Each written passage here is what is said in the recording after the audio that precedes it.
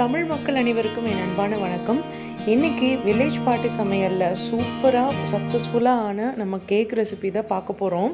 அதுக்கு தேவையான பொருட்கள் என்னென்ன அப்படிங்கிறத டீட்டெயில்டாக சொல்கிறேன். அதையும் நான் ஓடிஜி அவனில் தான் பண்ணினேன்.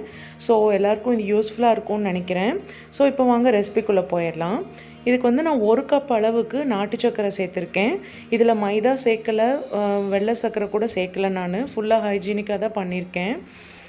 ஸோ இது 1 கப் அளவுக்கு வெல்லம், ஏதாவது நாட்டு சர்க்கரை எடுத்திருக்கேன். அப்புறம் அதுலேயே 1/2 கப் அளவுக்கு தயிர், 3/4 கப் அளவுக்கு எண்ணெய் சேர்த்து நல்லா இதை பீட் பண்ணி நல்லா கரைச்சிருக்கேன். இப்போது இதிலே பேக்கிங் பவுடர் ஒரு 1/2 டீஸ்பூன் சேர்த்துருக்கேன். அதே மாதிரி பேக்கிங் சோடா ஒரு 1/4 டீஸ்பூன் சேர்த்துக்கிறேன். ஸோ இதை நல்லா மிக்ஸ் பண்ணிக்கலாம். ரொம்ப நல்லா வந்துருந்துச்சு இந்த ரெசிபி. நிஜமாலுமே ரொம்ப சக்ஸஸ்ஃபுல்லாக இருந்துச்சு. ஸோ இதில் நான் என்ன பண்ணேன்னா, கோதுமை மாவுக்கு பதிலாக மல்டிக்ரெயின் ஆட்டா இருக்கு இல்லையா, அதுதான் எடுத்திருக்கேன் நான். ஸோ அதுலேயுமே எவ்வளோ சூப்பராக வந்திருக்கு அப்படின்னு சொல்லி பாருங்கள். மல்டிக்ரெயின்னா இந்த ராகி, கம்பு, சோளம் இதெல்லாம் கோதுமை இதெல்லாம் சேர்த்து நம்மளுக்கு கலவையாக ஒரு சப்பாத்தி மாவு கொடுப்பாங்க இல்லையா, அந்த மாவு தான் எடுத்திருக்கேன். ஆக்சுவலாக என்கிட்ட கோதுமை மாவு தீந்துருச்சுன்னு சொல்லிட்டு நான் இதில் ட்ரை பண்ணி பார்க்கலான்னு சொல்லிட்டு பண்ணேன். அவ்வளோ நல்லா வந்துச்சு, ஒரு டிஃப்ரென்ஸும் தெரியல. இப்போ இதிலேயே 1/2 கப் அளவுக்கு நான் கோகோ பவுடர் சேர்த்துக்கிறேன். இப்போ இது நல்லா மிக்ஸ் பண்ணிக்கலாம். கன்சிஸ்டன்சி ரொம்ப திக்காக இருந்துச்சு அப்படின்னா ஒரு 1/4 கப் அளவுக்கு பால் சேர்த்துக்கலாம். இப்போ நான் அந்த கோகோ பவுடர் எடுத்த கப்லேயே ஒரு 1/4 கப் அளவுக்கு பால் சேர்த்து இதில் கலந்துக்கிறேன். இது நல்லா கலக்கி எடுத்துக்கலாம். கட்டிகள் இல்லாமல் நல்லா ஈவனாக கலந்து விட்டுட்டு நம்ம இப்போ கேக் மோல்டில் இந்த மிக்சர் ஊற்றிட வேண்டியது தான். ஸோ இப்போ கேக் மோல்டில் நான் கொஞ்சமாக எண்ணெய் சேர்த்து இதை நல்லா ஸ்ப்ரெட் பண்ணி விட்டுக்கிறேன்.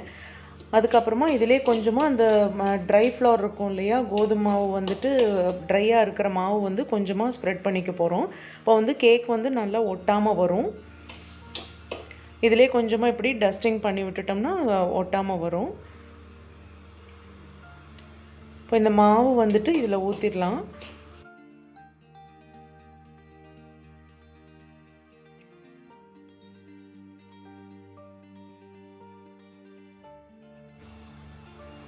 இப்போ இது மேலே நம்மக்கிட்ட என்ன ட்ரை ஃப்ரூட்ஸ் இருக்கோ அதை சேர்த்துக்கலாம். இப்போ நான் முந்திரி தான் 1க்கு 2ஆக உடச்சி விட்ருக்கேன். அதை நான் மேலே சேர்த்துட்டு ஒரு வாட்டி டேப் பண்ணி விட்டுட்டு நம்ம அவனில் வச்சிட வேண்டியதான். இப்போது அவனோட செட்டிங்ஸ் எல்லாம் எப்படி பண்ணோம் அப்படிங்கிறத டீட்டெயில்டாக சொல்கிறேன். இப்போ ஒரு வாட்டி நல்லா இப்படி டேப் பண்ணி விட்டுட்டோம் அப்படின்னா ஏர் பபுள்ஸ் எல்லாம் இல்லாமல் இருக்கும். இப்போது ஓடிஜி அவன் என்னோடது வண்டர் ஷேப் இருக்கும். ஆல்ரெடி நான் வீடியோஸ் போட்டிருக்கேன். உங்களுக்கு லிங்க் வேணா டிஸ்கிரிப்ஷன் பாக்ஸில் கொடுக்குறேன். இப்போ மேலே 180 டிகிரியில் வச்சு மேலே கீழே 2 ராடும் ஹீட் ஆகிற மாதிரி வச்சுட்டு நான் 10 நிமிஷத்துக்கு ப்ரீ ஹீட் பண்ணி எடுத்துக்க போகிறேன். அதுக்கப்புறமா தான் நம்ம இது வைக்க போகிறோம். இப்போ 10 நிமிஷம் ஆயிடுச்சு. ப்ரீ ஹீட் ஆனதுக்கப்புறமா மோல்டு நான் உள்ளே வச்சிடுறேன். உள்ளே வச்சுட்டு அதே 180 டிகிரியில் வச்சு ராடு செட்டிங்ஸ் எல்லாமே அப்படியே தான் இருக்க போகுது. இதே மாதிரி 180 டிகிரியில் வச்சுருக்கேன். ராட் செட்டிங்ஸும் அதே மாதிரி தான் இருக்குது. டைமிங் 40 நிமிஷத்துக்கு நான் வைக்கிறேன். அப்போது எனக்கு 40 நிமிஷத்துக்கு வைக்கிறப்ப தான் கேக் கரெக்டாக வெந்து சூப்பராக வந்துருந்துச்சு. ஸோ நீங்களும் இதே டைமிங் செட் பண்ணுங்கள் இந்த ஒண்டர் ஷெஃப் ஓடிஜி இருக்கிறவங்க.